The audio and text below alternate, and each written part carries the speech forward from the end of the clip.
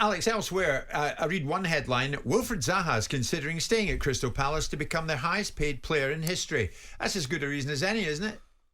I'd have thought so. 200,000 reasons a week for Wilf Zaha to stay at Crystal Palace. But it does look as if that could be a more than likely outcome now. We know that there's been interest from Saudi Arabia. I never really saw that as a possibility for Wilf Zaha. Marseille, I think that interest is genuine.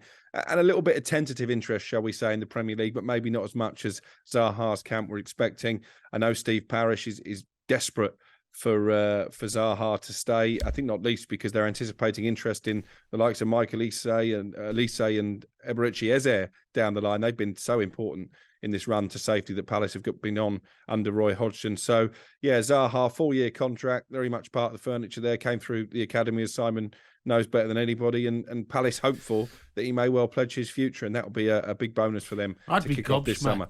If they pay him $200,000 a week. Why? Just opens the door, doesn't it?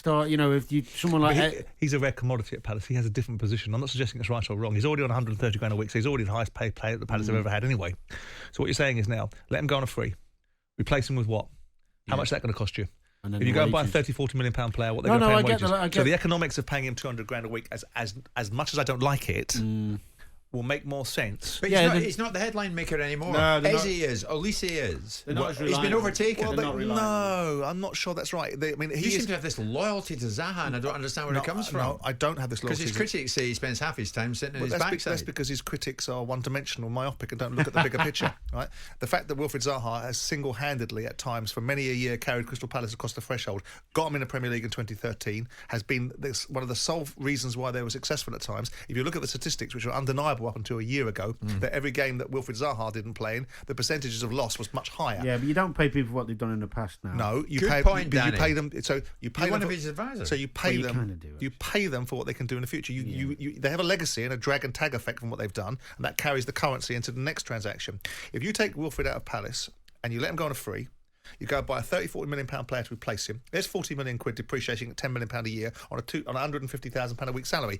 What's the benefit of that? The commercial advantage of Zaha, if he can still function at a high level, is probably if you can get a deal done somewhere between 130 and 200,000, you do it. But you'd be the first to ask this question. If he's that good, where's the queue? And again, I asked that question. Alex just said there. Well, no, I'll tell you why. Should I tell you why? Because once upon a time, when Wilfried Zaha was slightly more in vogue than he is at this moment in time, Palace wanted to hold the line. They wanted to get paid what they should have got paid. And Arsenal didn't want to pay it, so they paid £75 million for a pup. Danny's right. You're going back too far to bolster your argument. No, that's about 2 years ago. The argument is probably in 10 years at Palace, and you are right, side. Some seasons he's single-handedly kept them up, but there's only twice in 10 years he scored more than 10 goals.